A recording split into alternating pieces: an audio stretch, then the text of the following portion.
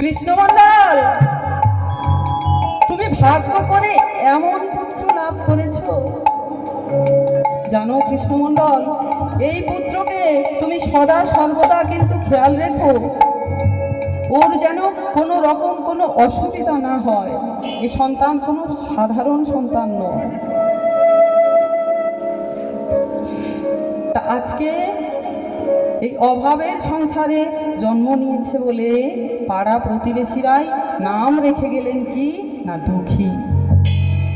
দুঃখের সংসারে জন্ম নিয়েছিলেন। তা এতটাই দুঃখী যে জন্মের সময় এক বিন্দু মধু বদনে জোটেনি। তা আজকে এই অভাবের সংসারে দুঃখী ধীরে ধীরে বড় হচ্ছে। দেখতে দেখতে 5 বছর বয়স হয়ে গেল। এবার দুঃখী ওই পাড়ার কিছু সমবয়স্ক বাচ্চাদের সঙ্গে খেলাধুলা করে, কিন্তু প্রত্যেকটি বাচ্চাই প্রত্যেক দিন ওই 9টা-10টা বাজলে সবাই পাঠশালার উদ্দেশ্যে চলে যায়, কিন্তু দুঃখী যায় না। তা দুঃখী একদিন খুব মন খারাপ করে এসে বাবার কাছে বলছে, বাবা, এই পাড়ায় তো আমার মতো কত বাচ্চারা আছে, তারা সবাই দেখেছি ওই পুঁথিপত্র হাতে নিয়ে প্রতিদিন পাঠশালায় যায়। তা বাবা, আমি কি কাল থেকে যাব? ছেলের মুখে এমন কথা শ্রবণ করে কৃষ্ণমণ্ডল বলছে, ওরে বাবা, তোকে পাঠশালায় পাঠাবার মতো সামর্থ্য আমার নেই বাবা, তুই আমাকে ক্ষমা করিস। ওই পাঠশালায় যাবার জন্য বাবা ওদেরকে মাসে মাসে অনেক টাকা পয়সা দিতে হয়, আর তুই তো জানিস বাবা আমাদের কত অভাবের সংসার। তা আজকে তোর কাছে আমি অনেক ছোট হয়ে গেলাম বাবা। মায়েরা, ছোট্ট ছেলেটি বাবাকে জড়িয়ে ধরে বলছে, বাবা তুমি এমন করে আর কেঁদো না বাবা, আমি আর কোনো দিন তোমাকে পাঠশালায় যাবার কথা বলবো না বাবা, তুমি এমন করে আর কেঁদো না। তা আজকে কৃষ্ণমণ্ডল বলছে, দুঃখী, আমার ছেলে হয়ে তুই পাড়ায় আর প্রতিটি বাচ্চার থেকে শিক্ষা দীক্ষায় পিছিয়ে থাকবি? এটা কখনো সম্ভব না। জানিস দুঃখী, পাঠশালায় গিয়ে ওরা শিক্ষা লাভ করবে, করুক, কিন্তু তোর শিক্ষা আজ থেকে আমি নিজেই দেব।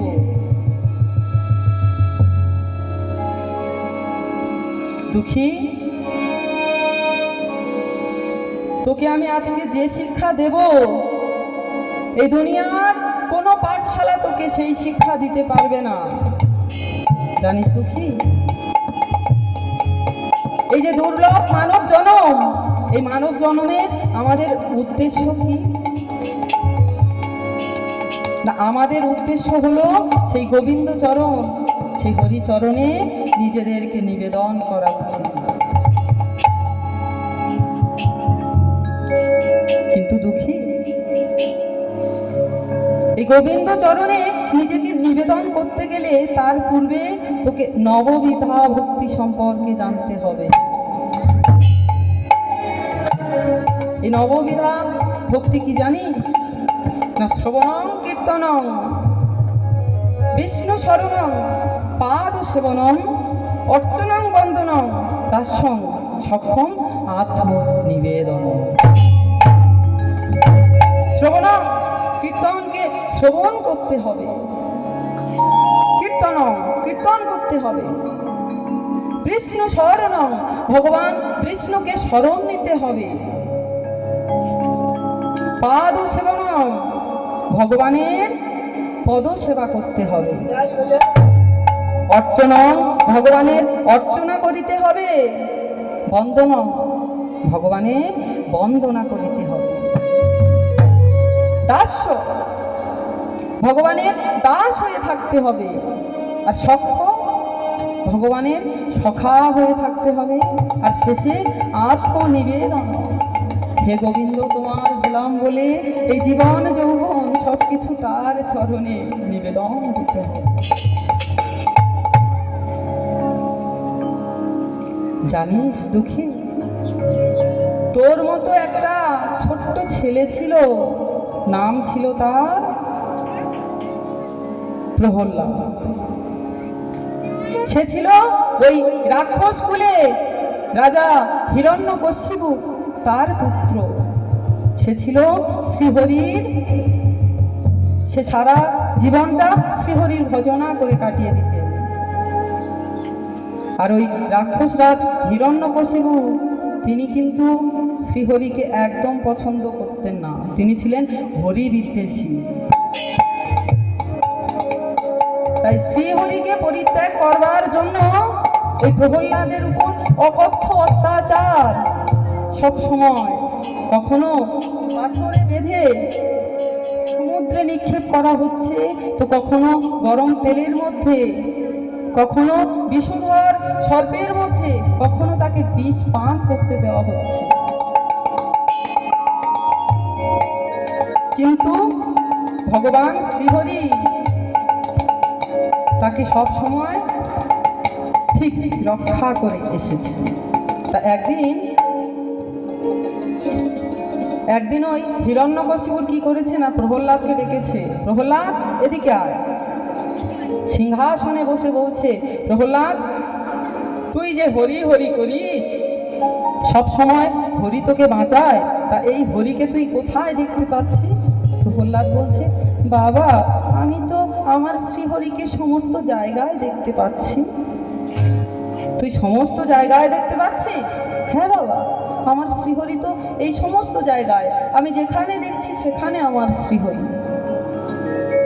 তবে তোর শ্রীহরি এই যে স্ফটিক স্তম্ভ আছে, এর মধ্যে কি রয়েছে তুই দেখতে পাচ্ছিস কি? দেখ তো।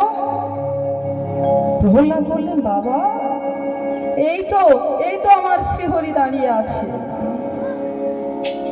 ক্রোধ ভরে সেই হিরণ্যকশিপুর কি করলেন না, এই গদা নিয়ে এক আঘাতে সেই স্ফটিক স্তম্ভটাকে ভেঙে দিলেন। আর সঙ্গে সঙ্গে ওই যে স্ফটিক স্তম্ভ, সেটাকে ভেদ করে বেরিয়ে এলেন গলা পর্যন্ত মানুষ, আর এই মাথাটা হয়ে গেল সিংহ, ভগবান নরসিংহ অবতার। বেরিয়ে এসে ওই রাগ ভরে ওই হিরণ্যকশিপুকে নিজের উরুদেশে ফেলে তার বক্ষ চিরে তাকে হত্যা করলেন তৎক্ষণাৎ। আর প্রহ্লাদকে করলেন শান্তির রাজ্য দান। এবার ভগবান নরসিংহ যখন ওই প্রহ্লাদকে কোলে নিয়ে বসে আছে সিংহাসনে, আর বলছে, প্রহ্লাদ তুই আমাকে দেখে ভয় পাচ্ছিস না? প্রহ্লাদ কি বলেছিলেন জানেন? বলেছিলেন, প্রভু জগতে যখনই যে বিপদে পড়ি আমি তো তোমাকে স্মরণ করি, তা তোমাকে দেখে যদি আজকে আমি ভয়ে ভীত হই, তাহলে আমার এই ভয় আমি কার কাছে লুকাবো? প্রভু তুমি ছাড়া যে আমার কেউ নেই। এমনই ভক্ত ছিলেন প্রহ্লাদ।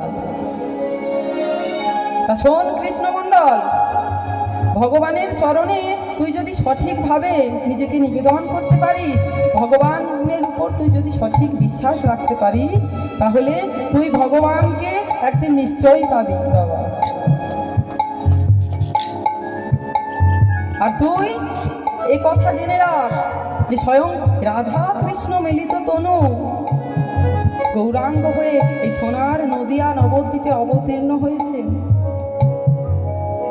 তাই তুই যদি গোবিন্দকে পেতে চাস, আগে যে তোকে ওই মহাপ্রভুর শরণ নিতে হবে। তা আজকে